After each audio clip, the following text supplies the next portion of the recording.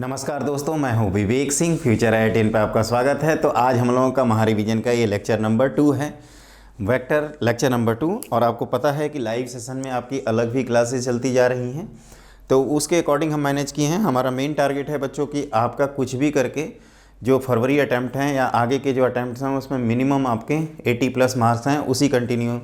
उसी कड़ी में हम लोग कंटिन्यू कर रहे हैं। तो अब हम लोग कहाँ तक पढ़ लिए हैं? तो vector product of two vectors तक पढ़ लिए हैं। अब हम लोगों की जो स्टडी होगी वो होगी स्केलर ट्रिपल प्रोडक्ट की। तो हेडिंग लिखिए, scalar triple product. Scalar triple product, और ये आपका जेई मेन के पॉइंट ऑफ व्यू से बहुत ही ज़्यादा इम्पॉर्टेंट है। ये क्या होता है कि अगर आपको 3 वेक्टर्स दिए जाते हैं, जैसे नाम है ट्रिपल, मतलब 3 वेक्टर का प्रोडक्ट है और आंसर स्केलर आना चाहिए, तो आप क्या करोगे? 2 का क्रॉस करोगे और 1 से डॉट ले लोगे। तो लेट ABC, इसमें डिफिनीशन, प्रॉपर्टीज़ और इसका एप्लीकेशन, इतना ही आपको सोचना है। इससे सारे क्वेश्चन आपके जेई मेन में ऑटोमेटिक सॉल्व हो जाएंगे। आर 3 वेक्टर्स, मान लीजिए ये 3 वेक्टर्स हैं, तो एक ये टर्म होता है A cross B dot C। देखो, तो सबसे पहले इसको हम लोग ऐसे डील करते हैं कि ये हमारा एक वेक्टर है और ये दूसरा वेक्टर है। तो आप लिखोगे फर्स्ट वेक्टर का modulus multiplied by second vector का modulus multiplied by cos of phi लिख देते हैं, where phi is angle between A cross B and C vector. Clear? अब इसको भी हम लोग जानते हैं कि modulus of A modulus of B sine theta लिखा जा सकता है, A क्रॉस B के मॉडुलस को, multiplied by modulus of C cos phi, where theta is angle between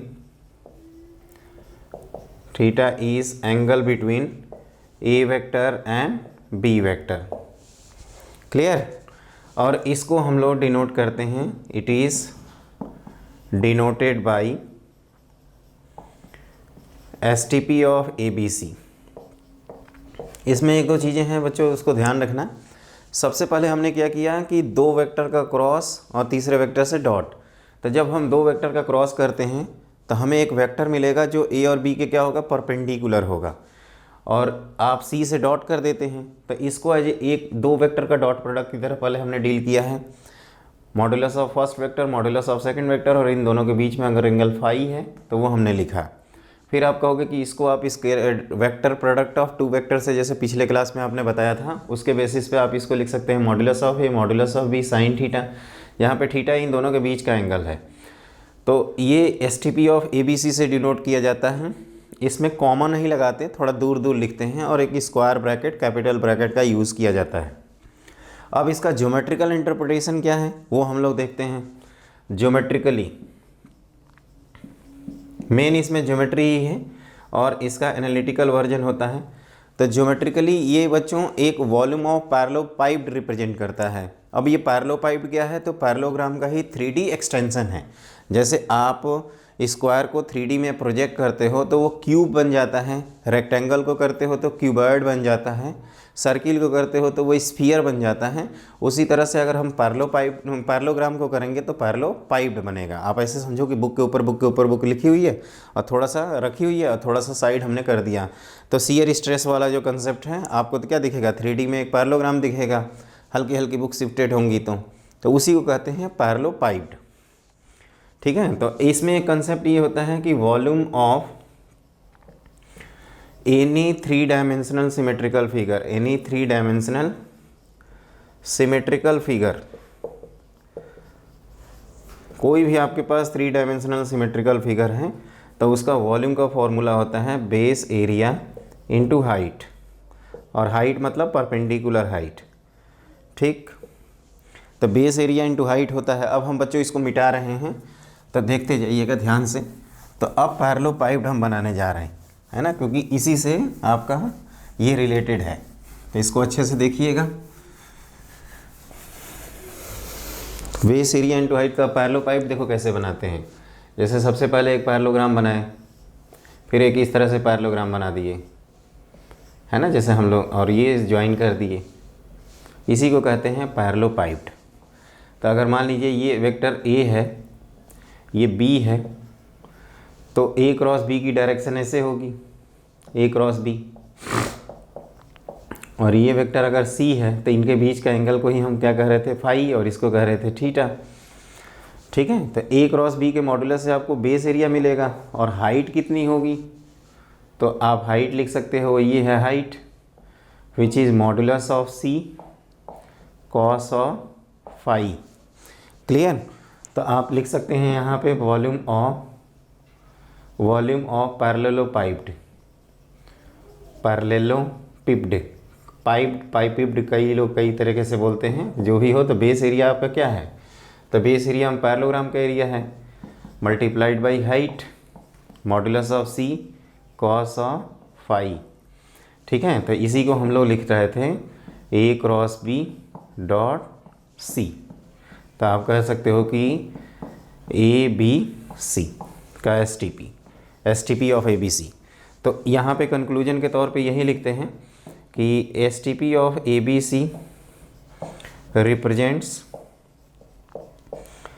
ये क्या रिप्रेजेंट्स करता है, तो वॉल्यूम ऑफ पैरेललोपाइप्ड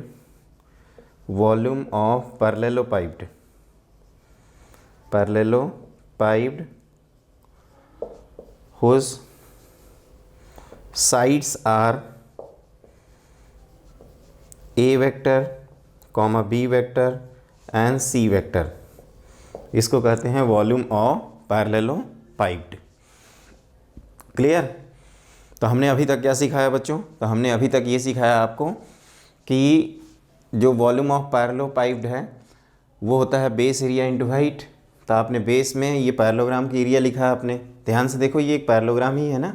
तो इसका एडजेसेंट साइड वेक्टर्स हैं, तो हम लोग cross product of two vectors में पढ़े हैं कि modulus of A cross B represent the base area. और हाइट क्या है, तो हाइट ये है, परपेंडिकुलर हाइट की बात करते हैं, तो ये mod of C cos phi.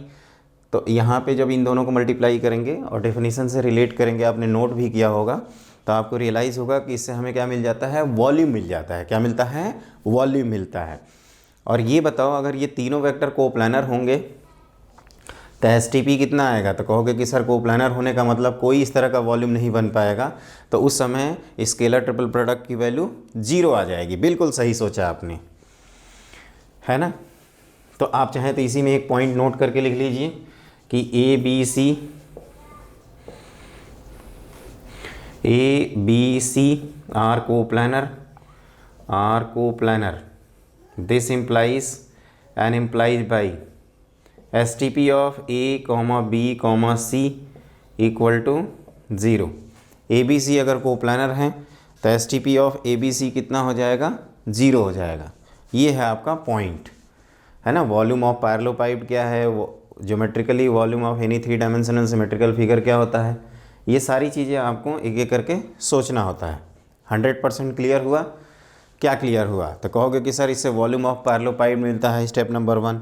और वो वॉल्यूम ऑफ वैसे पैरेललोपाइप्ड जिसके कोटर्मिनस एजेस आपके A vector, B vector, C vector से रिप्रेजेंट की जाती हैं। और अगर A B C vector coplanar हुआ तो एस टी पी क्या कर देंगे, 0। ऐसा क्यों 0 करेंगे, क्योंकि वॉल्यूम ऑफ पैरेललोपाइप्ड ही 0 हो जाएगा भाई। कोई पैरेललोपाइप्ड बनेगा नहीं तो कोई 3D फिगर बनेगा नहीं, तो उसका वॉल्यूम का निकालेंगे, कुछ नहीं निकालेंगे, है ना। तो अब आप लिखिए नेक्स्ट पॉइंट। तो देखो बच्चों, हमने क्या किया है, आगे के कुछ पॉइंट्स लिखे हैं। जैसे ए वेक्टर आपको दिया हो, बी वेक्टर दिया हो, सी वेक्टर दिया हो, तो ए क्रॉस बी हम लोग जानते हैं डिटर्मिनेंट मेथड से कैलकुलेट कर सकते हैं। इसमें हमने बताया था आई कैप, जे कैप, के कैप हम लोग को पता होता है। ये A1 A2 A3 B1 B2 B3, तो इसको आप ओपन करोगे, सी वेक्टर के साथ डॉट लोगे तो ये C1 times this much, C2 times this और C3 टाइम्स दिस, तो ये आएगा। आप ध्यान से देखो तो ये क्या है, एक डिटर्मिनेंट की वैल्यू ही तो है। A1 A2 A3, यहाँ B1 B2 B3 और यहाँ पे C1 C2 C3। ध्यान से देखो, A cross B dot C, ये क्या है, A1 A2 A3 B1 B2 B3 C1 C2 C3। तो ये होता है आपका डिटर्मिनेंट से A कनेक्ट हो जाता है। इसका मतलब डिटर्मिनेंट की जितनी प्रॉपर्टीज़ हैं वो यहाँ पे अप्लाई हो जाती हैं। तो अब यहाँ पे यही सब रूल पढ़ना है। पहला रूल ये है कि आप क्या करिए, इस तरह से एक डायग्राम बना लीजिए और ये लिख दीजिए ए बी और ये सी। क्लियर। तो इसमें पहला पॉइंट ये होता है कि एस टी पी ऑफ जो ए बी सी है this is equal to S T P of B C A, this is equal to B C A. माने इनका साइक्लिक ऑर्डर सेम रखते हुए ऑर्डर इनका चेंज कर सकते हैं। जैसे S T P of A B C, B C A और सी ए बी ये सब इक्वल होते हैं, उसको हम लोग डिटर्मिनेंट की प्रॉपर्टी से भी कनेक्ट कर सकते हैं। और ये भी पढ़े हैं कि देखो जैसे ए बी सी लिखोगे तो ए बी सी हो गया, बी सी में क्या होगा, दो इंटरचेंज करेंगे। डिटर्मिनेंट में जब भी दो रो या दो कॉलम इंटरचेंज करते हैं आपस में, मतलब दो स्विचिंग करते हैं, तो कोई फ़र्क नहीं पड़ता। सिमिलरली यहाँ से यहाँ जाएंगे तो दो इंटरचेंज करते हुए जाएंगे, तो इसलिए यहाँ पे कोई फ़र्क नहीं पड़ रहा है। लेकिन अगर हम लोग एक इंटरचेंज करेंगे तो एक माइनस साइन आता है, तो ये ध्यान रखना होगा कि ए बी सी जैसे ये लिखा है, तो अगर हम ऑर्डर चेंज करना चाहते हैं, सी बी ए लिखना चाहते हैं, तो एक नेगेटिव साइन लगाना होगा, सी बी ए या कोई भी माइनस सी बी ए। उल्टा कर दिया ना, जैसे बी ए इसको ऐसे भी लिख सकते हो माइनस टाइम्स बी ए सी। हमने क्या किया, इसका ऑर्डर एक्सचेंज कर दिया, है ना। ए बी सी क्या है, ए बी सी आपका क्लॉकवाइज ऑर्डर में है, सी बी ए क्या है, एंटी क्लॉकवाइज ऑर्डर में है, तो इनमें एक माइनस साइन का फ़र्क होगा। तो ये डिटर्मिनेंट से आप आराम से कनेक्ट कर सकते हैं। डिटर्मिनेंट की प्रॉपर्टीज में हम लोगों ने ऑलरेडी पढ़ा है कि कोई भी दो रो या कोई भी दो कॉलम इंटरचेंज करते हैं तो एक माइनस साइन आता है। आप ये भी जानते हो कि जैसे इसको A cross B dot C लिखे हैं, अगर इसकी ज़रूरत पड़े तो B cross A dot C लिखेंगे, तो माइनस बी क्रॉस ए क्या होता है, minus times A cross B. तो जब आप लिखोगे तभी ये आपस में इक्वल होगा। तो इनको इक्वल करने के लिए आपस में यहाँ पे क्या होगा, एक नेगेटिव साइन लगाना पड़ेगा, तभी तो हम इक्वल कर पाएंगे ना। अदरवाइज मान लीजिए नेगेटिव साइन इक्वल नहीं करेंगे तो एक फिर गड़बड़ हो जाएगा। तो इसको सेम करने के लिए हमने क्या किया, नेगेटिव साइन इक्वल किया। अब डिटर्मिनेंट में दोस्तों ये भी पढ़े हैं कि अगर दो रो आइडेंटिकल हो गया तो डिटर्मिनेंट की वैल्यू क्या होती है, जीरो होती है, और तीनों आइडेंटिकल हो गया तो कहोगे कन्फर्म जीरो होती है। फिर समेशन प्रॉपर्टी पढ़े हैं, उसी पे बेस्ड आपके इस पे काफ़ी सारे रिजल्ट्स होते हैं जिसको हमें वन बाय वन डिस्कस करना है। तो लिखिए, पहले इसको आराम से आप नोट कर लीजिए और लिखिए नेक्स्ट पॉइंट। देखो इसमें अगली चीज़ ये होती है बच्चों की, आप जो डॉट और क्रॉस है, पहले तो ब्रैकेट को आप इग्नोर कर सकते हैं। जैसे इस तरह से लिखा है तो इसको मैंने लिखा था ए बी सी, आप इसको इस तरह से भी लिख सकते हो ए डॉट बी क्रॉस सी। और जैसे कि मैं कह रहा था कि आप ब्रैकेट को इग्नोर कर सकते हैं। अगर इस तरह से भी लिखा है तो ये अंडरस्टूड है कि पहले हमारा ए क्रॉस बी होगा, फिर हम सी के साथ डॉट लेंगे, क्योंकि अगर सी के साथ डॉट ले लेंगे तो ये स्केलर हो जाएगा, और स्केलर नंबर का वेक्टर नंबर के साथ क्रॉस प्रोडक्ट डिफाइन नहीं होता। हम दो वेक्टर का या तो क्रॉस कर सकते हैं या दो स्केलर का, दो वेक्टर का हम लोग क्रॉस कर सकते हैं, दो वेक्टर का डॉट प्रोडक्ट ले सकते हैं। किसी स्केलर का क्रॉस ये मीनिंगलेस हो जाएगा टर्म, तो इसको मीनिंगफुल बनाना है तो ये अंडरस्टूड है कि पहले ए क्रॉस बी करिए और फिर बाद में सी कर दीजिए। ये पहला पॉइंट था। दूसरा पॉइंट हम ये कह रहे थे कि अगर इसमें मान लीजिए कोई भी इस तरह के आइडेंटिकल हो जाता है, अगर कोई भी दो वेक्टर, तो इसकी वैल्यू क्या हो जाएगी, जीरो। तीसरा पार्ट होता है इसमें कि ए प्लस बी, बी प्लस सी और सी प्लस ए, इसकी वैल्यू हो जाती है 2 टाइम्स ए बी सी, इसको याद रखिएगा। तीसरा इसमें रिजल्ट होता है वो अगला रिजल्ट कि अगर ये माइनस हो, ए माइनस बी माइनस सी और सी माइनस ए, तो इसकी वैल्यू हो जाती है 0। और पांचवा जो रिजल्ट होता है इसमें अगर ये ए क्रॉस बी और ये बी क्रॉस सी और ये सी क्रॉस ए रहे, इसका आगे वैसे अगले टॉपिक में प्रूव होता है, ये हो जाता है S T P of A B C का होल स्क्वायर। इसको मैंने ऐसे याद रखा है कि जैसे ये प्लस है तो ये 2 टाइम्स हुआ, जब मल्टीप्लाई हुआ तो ये 2 यहाँ चला आया, तो कुछ उस टाइप का है। जैसे जेईई मेन 2014 में यहाँ पे के लिखकर और के की वैल्यू पूछा था, तो के की वैल्यू 1 हो जाएगी, अंडरस्टूड है। अगला पॉइंट इसमें होता है कि जैसे मैं ये कह रहा था कि इसको समेशन प्रॉपर्टी के थ्रू भी ब्रेक कर सकते हैं। जैसे ए प्लस बी लिखा है और यहाँ सी लिखा है और ये डी लिखा है, तो आप इसको लिख सकते हो ए सी डी, ऑर्डर सेम रखना, प्लस बी सी डी, है ना, बी सी और ये डी। तो ये पहला पॉइंट है, ये दूसरा, तीसरा, चौथा, पांचवा और छठा, इस तरह के आपके पॉइंट्स हैं जिसको आपको हमेशा याद रखना है। क्लियर। अब इसमें एक दो चीज़ें और होती हैं, जैसे centroid of tetrahedron, volume of tetrahedron. ये टेट्राहेड्रॉन क्या है, तो टेट्राहेड्रॉन में 4 ट्रायंगुलर फेसेस होती हैं। एक ट्रायंगुलर फेस आपका जैसे पेज पे लिखा है और 3 आपकी उससे अटैच रहती हैं, उसी को कहते हैं टेट्राहेड्रॉन, है ना। आप जैसे टेट्राहेड्रल ज्योमेट्री पढ़े हो ना, तो चारों पॉइंट्स एक ऐसे इमेजिन करो कि प्लेन में हो गया, और जो आपका मीथेन का कार्बन है वो टेट्राहेड्रॉन का सेंट्रॉइड पे है। इस तरह से कुछ इमेजिन करोगे तो आपको टेट्राहेड्रॉन का फिगर समझ में आ जाएगा। तो पहले आप इसको आराम से नोट कर लीजिएगा। और जहाँ तक इनके प्रूफ का सवाल है बच्चों, जैसे मान लीजिए हमें थर्ड का ही प्रूफ करना है, तो ये जो LHS है इसको हमने क्या बताया था कि first vector dot second cross third, तो ये B प्लस सी क्रॉस आपने क्या कर दिया C प्लस A कर दिया। तो ये आपने लिखा A प्लस B का वेक्टर और डॉट ये लिखेंगे B क्रॉस C, ठीक, और ये B minus B cross A, ध्यान से देखिए, और फिर C क्रॉस C 0 और फिर C क्रॉस A। एक बार चेक कर लेते हैं। तो इसको A क्रॉस B बदलने के लिए प्लस करना होगा, तो ये A प्लस B और यहाँ पे B plus C, sorry B cross C plus A cross B plus C cross A। तो हमने आपको ये सिखाया है कि जब A का इसके साथ डॉट लेंगे तो STP ऑफ ABC आएगा,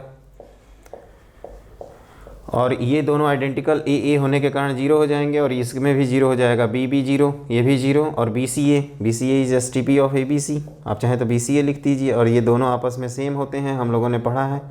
तो ये 2 टाइम्स STP ऑफ ABC के इक्वल आ जाएगा। बस इतना आपको ध्यान रखना है। तो इसमें जो प्रॉपर्टीज़ हैं वो आपको याद रखनी होंगी, और वो प्रॉपर्टीज़ आपको इत्मीनान से, जैसे ये सब ऐसा नहीं है कि आपको मगना है, आप ध्यान से बस याद रखिए कि इसको, जैसे यहाँ पे प्लस के लिए 2 टाइम्स, माइनस के लिए 0, और माइनस में क्या होगा, यहाँ माइनस आने की वजह से कैंसिल हो जाएगा एक दूसरे से, और क्रॉस में यहाँ पे स्क्वायर और ये समेशन प्रॉपर्टी। अब इसका एक मल्टीप्लिकेशन से रिलेटेड पार्ट होता है और एक सेंट्रॉइड ऑफ टेट्राहेड्रॉन से रिलेटेड होता है। तो लिखिए नेक्स्ट पॉइंट। देखो बच्चों, वॉल्यूम ऑफ टेट्राहेड्रॉन क्या है। तो टेट्राहेड्रॉन बनाने के लिए आप ऐसे इमेजिन कर सकते हैं कि ये एक ट्रायंगल है जिसका position vector A vector, B vector और C वेक्टर है, और यहाँ पे एक पॉइंट D है जिसको हम ओरिजिन मान लेते हैं, और इसको हमने ज्वाइन किया। तो इसी डायग्राम को कहते हैं टेट्राहेड्रॉन। ये क्या होता है, एक ट्रायंगुलर फेस है, ये भी एक ट्रायंगल है, ये भी एक देखो DAB, फिर DBC, फिर DCA पीछे की तरफ, और एक ABC, 4 ट्रायंगुलर फेसेस हो गए। तो इसका जो वॉल्यूम का फॉर्मूला होता है वो 1/6 टाइम्स STP ऑफ ABC होता है। ये अगर A वेक्टर है को टर्मिनस एजेस, ये B वेक्टर और ये C वेक्टर है, ऑब्वियसली ये ओरिजिन है तो हो जाएंगे। तो इसका वॉल्यूम का फॉर्मूला होता है 1/6 times STP of ABC।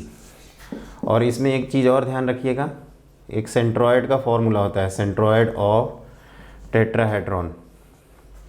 Centroid of triangle के लिए A plus B plus C vector upon 3 पढ़े थे, तो यहाँ पे भी सिमिलरली हो जाएगा A plus B plus C plus D upon 3। तो इसको मैं अलग से थोड़ा बना देता हूँ।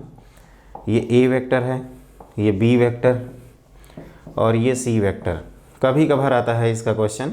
और ये मान लीजिए कोई D वेक्टर है,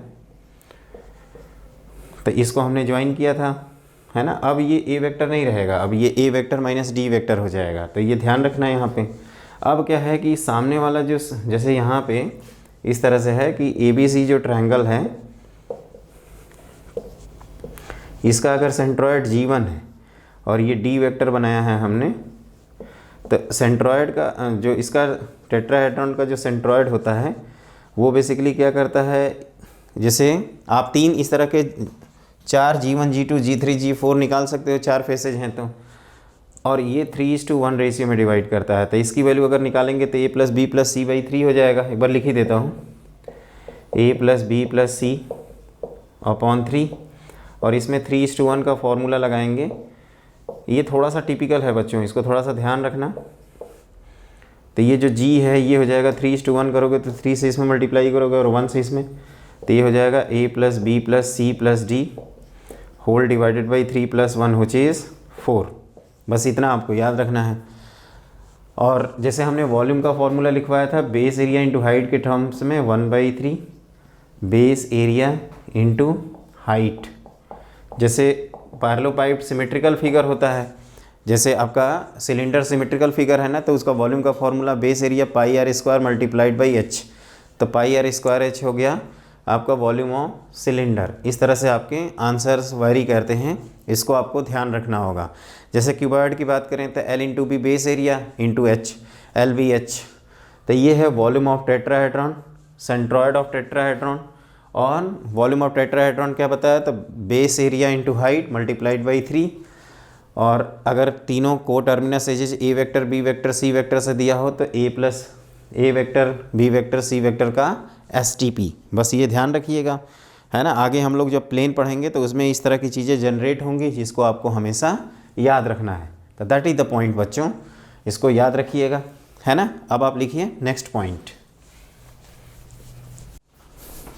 देखिए बच्चों, मैंने अगला क्वेश्चन बोर्ड पे लिख रखा है, let the volume of parallelepiped which coterminous edges are given by the vectors. तो अभी हम लोगों ने पढ़ा है कि वॉल्यूम ऑफ पैरेललोपाइप्ड होता है डिटर्मिनेंट, मतलब STP ऑफ ABC। जैसे ABC अगर कोटर्मिनस एजेस हैं, यहाँ U V W हैं, तो हम लोग क्या करेंगे, डिटर्मिनेंट से इसको कनेक्ट कर लेंगे और इसकी वैल्यू 1 है, तो उससे हमें क्या मिल जाएगा, लैम्डा। और फिर कह रहा है कि थीटा अगर एंगल बिटवीन ये इन दोनों के बीच का एंगल है, ध्यान रखना, तो आपको क्या करना है, ध्यान से देखिए, तो कॉस थीटा की वैल्यू निकालनी है। तो सबसे पहले हम लोगों को क्या गिवन है, तो इसका वॉल्यूम का फॉर्मूला, तो वॉल्यूम 1 लैम्डा 1 1 3 फिर 2 1 1 इक्वल टू 1। इसको ओपन कर दीजिए, तो ये 1 टाइम्स ये कितना लिखेंगे, -2, फिर -1 टाइम्स ये 1 -6 -5 plus lambda times -1 equal to 1 है, तो ये -2 प्लस 5 -1 इक्वल टू लैम्डा, तो लैम्डा की वैल्यू आ जाएगी 2 के इक्वल। ध्यान से देखो, लैम्डा 5 - 3 2 के इक्वल आ गया। तो U वेक्टर हमें पता चल गया, I vector plus J vector plus 2 times K vector, और W वेक्टर क्या है, तो 2I plus J plus K, है ना। तो आप U कॉस थीटा क्या लिखते हो, कॉस थीटा होता है U dot V W upon modulus of U, modulus of W कोई भी पहले बाद में लिख सकते हैं। तो इन दोनों का कॉस करेंगे तो 2 + 1 + 2 अपॉन स्क्वायर रूट ऑफ, ये कितना आएगा देखो ध्यान से, तो ये 4 5 6, तो यहाँ लिखेंगे 6 और यहाँ पे भी स्क्वायर रूट ऑफ 6, तो ये हमने लिख दिया 5/6 के इक्वल। ये हमने 5/7 लिखा है। इसका मतलब एक बार फिर से चेक करते हैं,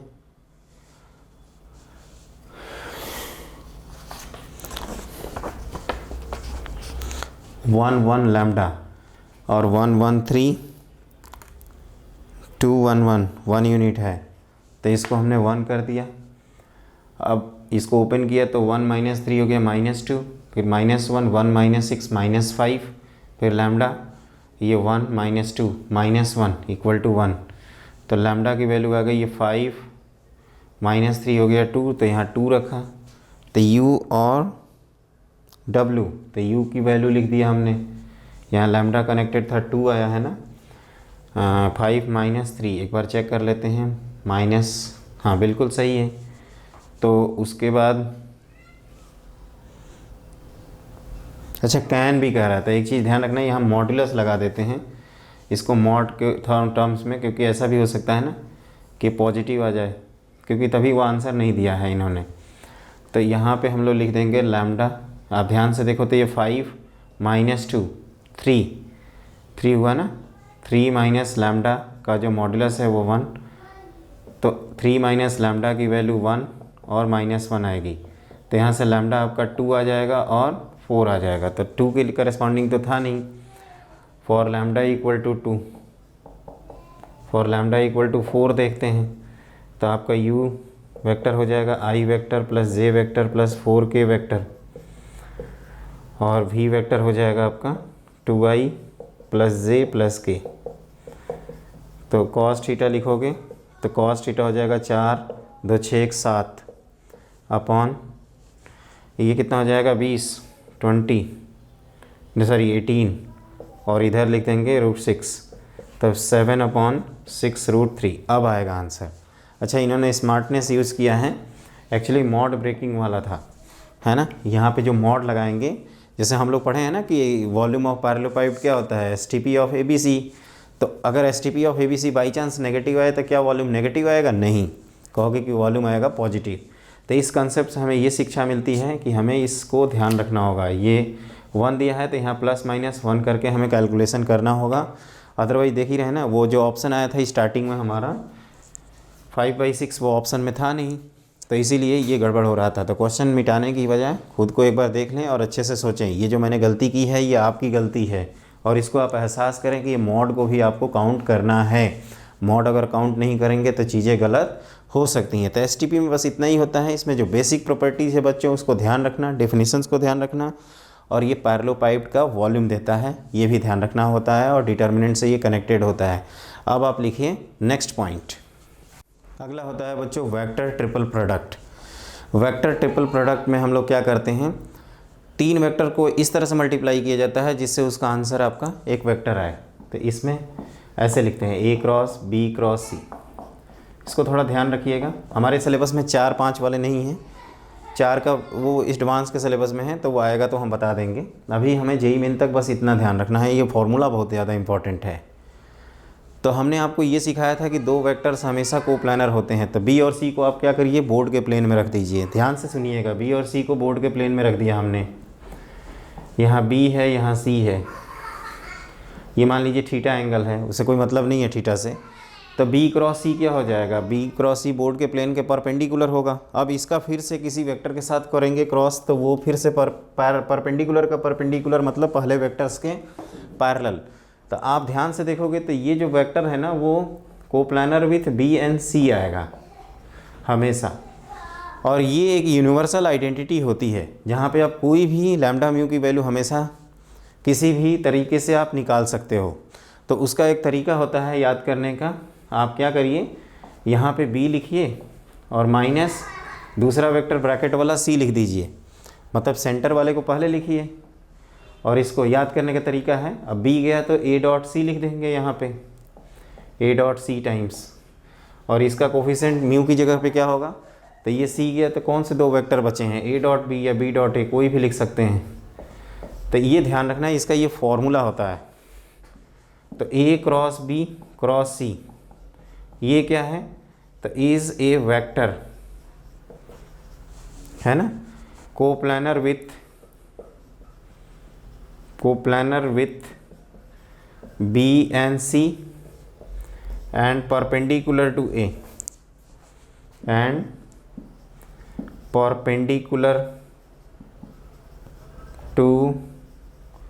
A vector.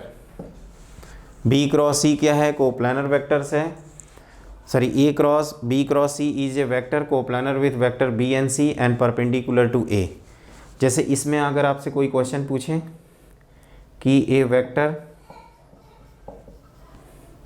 Perpendicular to A and in the plane of A vector and B vector,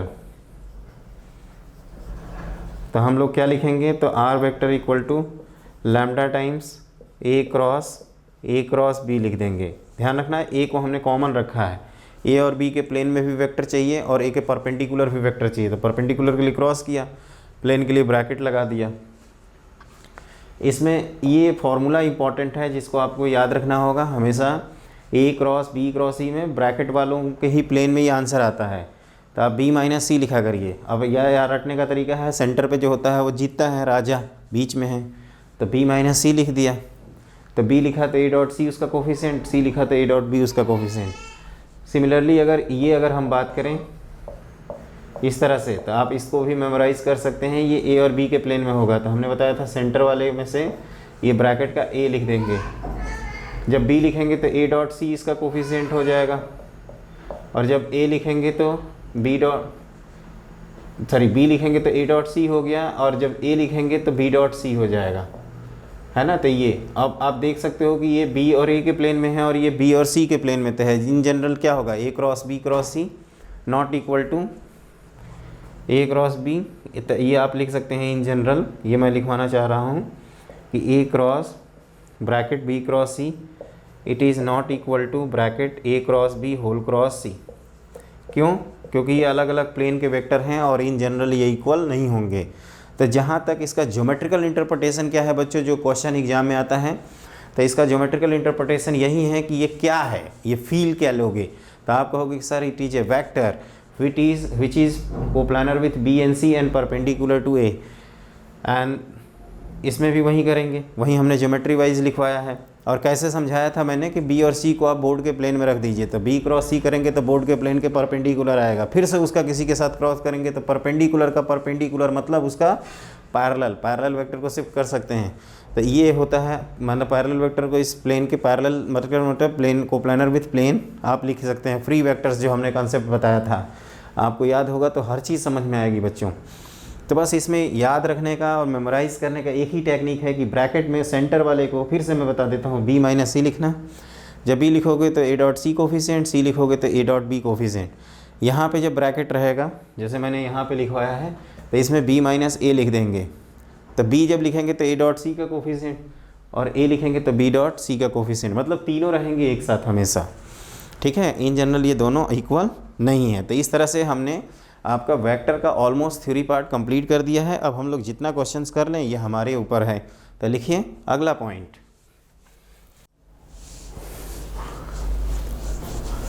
prove that A cross B, B cross C, C cross A equal to S T P of A B C का whole square, है ना। तो इसको हमें क्या करना है, LHS ए cross B, B cross सी और सी क्रॉस ए। समझिएगा इसको ध्यान से बच्चों। तो हमने ये बताया था कि जब भी STP करते हैं तो फर्स्ट वेक्टर का डॉट, फिर second vector cross third vector लिखते हैं। तो इसको हम लोग क्या करते हैं, थोड़ी देर के लिए एक वेक्टर मान लेते हैं। तो इसको हम लोग सी और ए के प्लेन में लिख सकते हैं। तो ए क्रॉस बी डॉट क्या लिखोगे, सी माइनस ए लिखोगे, ध्यान से देखना। तो सी जब लिखेंगे तो बी सी ए, तो ये STP of A B C ही हो जाएगा, बी सी ए मतलब ये हमने सिखाया था। और जब ए लिखेंगे तो B cross C dot C, ये तो वैल्यू 0 हो जाएगी। तो ये जो स्केलर नंबर है तो ये बाहर आ जाएगा STP of A B C के इक्वल, और यहाँ लिख देंगे A cross B dot C. तो ये हो जाएगा आपका STP of A B C multiplied by, आप ध्यान से देखो ये भी क्या है, STP of A B C. तो ये हो जाएगा आपका STP of A B C का होल स्क्वायर। क्या होगा, STP of A B C का होल स्क्वायर आ जाएगा। तो ये पहला पॉइंट है जो आपको हमेशा याद रखना है। ये हमने कहा भी था आपसे याद रखने के लिए, है ना। क्या कहा था ये कि आप इसको याद रखोगे, इसका हम प्रूफ नेक्स्ट प्रॉब्लम में बता देंगे। क्लियर। अब एक और कंसेप्ट होता है इसका, जो डिटर्मिनेंट की वैल्यू होती है, इसको आप ऐसे भी लिख सकते हो बच्चों, यहीं पे मैं लिख देता हूँ। ये होता है ए डॉट ए, यहाँ पे ए डॉट बी और ए डॉट सी, और ये एक सिमेट्रिक डिटर्मिनेंट होता है, सिमेट्रिक मैट्रिक्स का डिटर्मिनेंट। तो ए डॉट बी और यहाँ पे लिख दीजिए ए डॉट सी। अब यहाँ बी डॉट बी लिखिए, यहाँ सी डॉट सी यहाँ बी डॉट सी लिखिए, और यहाँ बी डॉट सी लिखिए। क्लियर। तो ये हमने क्या बताया, A dot A, B dot B, C dot C, ये डायगोनल एलिमेंट्स, और A dot B, A dot B, A dot C, A dot C, B dot C, B dot C. तो इसको आपको हमेशा याद रखना होगा। ये कभी कभार ज़रूरत पड़ेगी, वैसे जेईई मेन के अभी तक के क्वेश्चन में उतनी ज़रूरत पड़ती नहीं है, एडवांस में पड़ती है, लेकिन आप बैकअप के लिए इसको याद रखिए। पहले डायगोनल में आप क्या करना, A dot A, B dot B, C dot C कर देना। Step 1, A dot A, B dot B, C dot C, मतलब mod A square, mod B square, mod C square. फिर ए का, जैसे यहाँ तो ए लिख दोगे ना, तो ए का बी के साथ, ए का सी के साथ डॉट, और वही चीज़ यहाँ लिखना। तो आप कहोगे कि केवल एक चीज़ छूट गया सर, बी डॉट सी, वैसे याद हो जाएगा तुरंत, है ना। तो ये एक पॉइंट है। एक जेईई का क्वेश्चन करते हैं और फिर इसको बाद इसको वाइंड अप करते हैं। तो लिखिए नेक्स्ट पॉइंट। देखो बच्चों ध्यान से, let A vector, B vector and C vector be 3 vectors such that mod of A equal to √3। mod of b equal to 5, b dot c equal to 10. If the angle between b vector and c vector is pi by 3, a is perpendicular to b cross c, then a cross b cross c is equal to, आपको यहाँ पे क्या करना है, इसकी value बतानी है। तो देखो यहाँ पे अगर पहले से दे रखा है कि a is perpendicular to b cross c, तो जैसे जैसे कह रहा है वैसे वैसे वैल्यू निकालते हैं। जैसे मान लीजिए इसको p को, प्रोडक्ट को, मॉड को p मान लिया, तो हमने सबसे पहले क्या किया, ये आपस में परपेंडिकुलर हैं, तो modulus of a modulus of b cross c into sine pi by 2 लिख दिया, साइन पाई बाई 2 क्योंकि आपस में परपेंडिकुलर हैं। तो ये modulus of a modulus of b cross c आ गया। मॉडुलस ऑफ a तो आप तुरंत लिख दोगे, modulus of b cross c कैसे निकालोगे, यहाँ से। तो ऑल्सो आपको b डॉट c की वैल्यू दी हुई थी 10, तो ये हो जाएगा मॉड b मॉड c, और इनके बीच का एंगल कहाँ है, pi by 3 cos pi by 3 1/2 equal to 10। तो आपको मॉड c की वैल्यू मिल जाएगी 4 के इक्वल। क्लियर। तो अब इसको हम लोग ब्रेक करेंगे, तो modulus of a modulus of b modulus of c और इंटू b और c के बीच का एंगल का साइन वैल्यू, तो साइन पाई बाई 3 वैल्यू रख दीजिए। तो ये √10, मॉड b कितना है 5, मॉड c कितना लाए हैं 4, और ये अगेन √3/2। तो ये कितना आ जाएगा, देखो ये हो जाएगा 2, तो 5 दूनी 10 मल्टीप्लाइड बाई 3, ये आ जाएगा आपका आंसर 30। तो ये सिंपल सा क्वेश्चन है, कोई टफ नहीं है। वेक्टर के क्वेश्चन कोई भी टफ नहीं होते, बस उसको इत्मीनान से आपको करना होता है। जितना, जैसे ये दिया है तो इन्फॉर्मेशन हमें मॉड सी चाहिए, फिर इसको ओपन करने के लिए इनके बीच का एंगल चाहिए, जो कि ये पहले से ही परपेंडिकुलर लिख दिया है, मतलब दोनों के बीच का एंगल 90 डिग्री है। तो ये सब आप जैसे जैसे करोगे ना, इसमें कोई मैजिकल ट्रिक नहीं है, इसमें बस क्या है, सिस्टमेटिक वे में आपको करते जाना है और चिल मारना है। क्या करना है, चिल मारना है, और कुछ नहीं करना है, ज़्यादा नहीं सोचना है। क्लियर, समझ में आ गया। तो बच्चों ये रहा वेक्टर का क्वेश्चन। हम इसके कुछ क्वेश्चन और भी कराएंगे, लेकिन हम चाहते हैं कि इसको आप अच्छे से पहले कंठस्थ कर लें, और फिर हम आपको जो असाइनमेंट्स देंगे उसमें आप उसके क्वेश्चंस अटेम्प्ट कर लीजिएगा। क्लियर। तो अब इसके बाद क्या है, तो अगले क्लास में हम लोग पढ़ेंगे 3D, है ना। तो आज की क्लास के लिए बस इतना ही, जल्दी मिलते हैं, और परेशान मत होइएगा बच्चों, ये पूरा इत्मीनान से हम रिवीजन कराएंगे, इसमें कोई आपाधापी नहीं है, भागम भाग नहीं है। पता चला भागम भाग मचाएं, आप कहोगे कि यार पढ़ा भी दिए, कुछ समझ में भी नहीं आ रहा है, तो वो काम नहीं करना है हमें आपको इस तरह से एक्सप्लेन करना है कि आपको हर चीज़ आपके भेजे में जाए, अच्छे से समझें और आप खुश रहें, आपको लगे कि नहीं हम सर के साथ जुड़ के हमने बहुत अच्छा किया, ये फील आनी चाहिए, यही चीज़। इसके लिए चाहे बच्चों हमें कुछ भी करना पड़े, मैं हमेशा तैयार हूँ आपके साथ। आप भी हमारे साथ खड़े रहिए और मेहनत करते रहिए, ठीक है ना। और जितने बच्चे हैं उनको सब्सक्राइब करवाइए हमारे चैनल को, और मोटिवेट करते रहिए कि भैया अब जुड़ जाओ, वो बहुत ज़्यादा हेल्पफुल होगा, है ना। तो इस तरह से हमने ये क्वेश्चन कंसेप्ट बता दिया। जल्दी ही मिलते हैं बच्चों, हैव ए ग्रेट डे।